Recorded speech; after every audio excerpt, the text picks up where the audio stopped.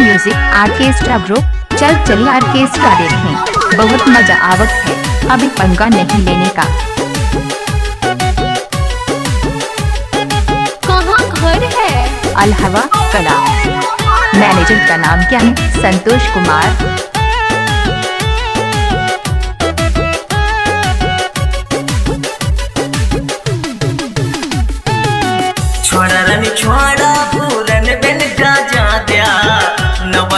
SK music orchestra group. Music orchestra group.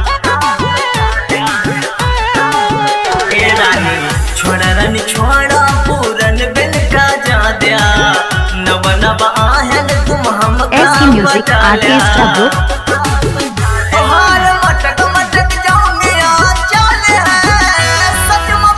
SK music orchestra group.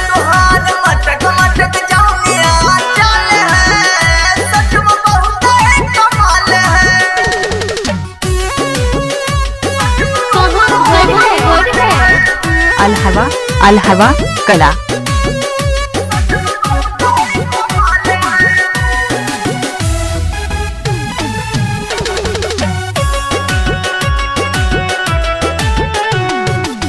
जब रानी तो हंसी हम मिले खातिर आई थे, तनिक लगता हम कैसे दिखाई थे।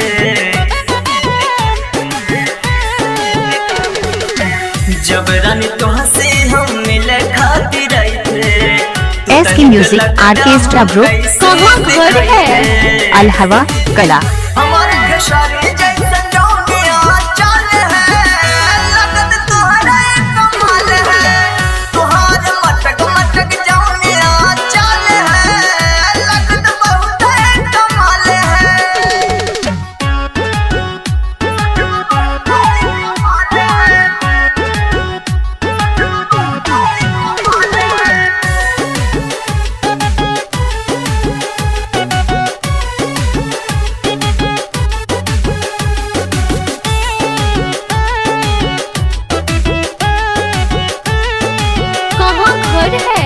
अलहवा कला।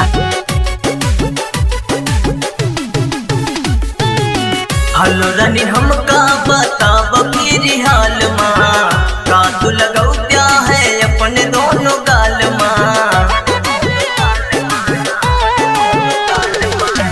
हेलो रानी हमका बताब मेरी हाल माँ, का तू लगाऊ क्या है अपने दोनों गाल माँ।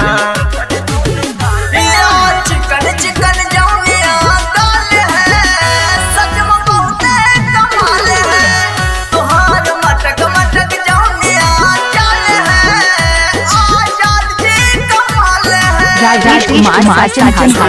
छोड़ा पूरन बिन का जा दिया, नव नव आहन तुम हमका बता लिया।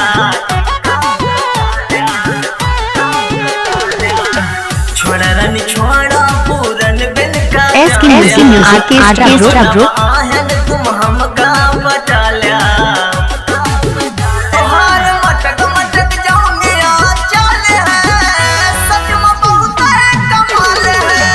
तुहार मटक मटक जौनिया चाल है, सच में बहुत राजेश कुमार साचन हाईटेक।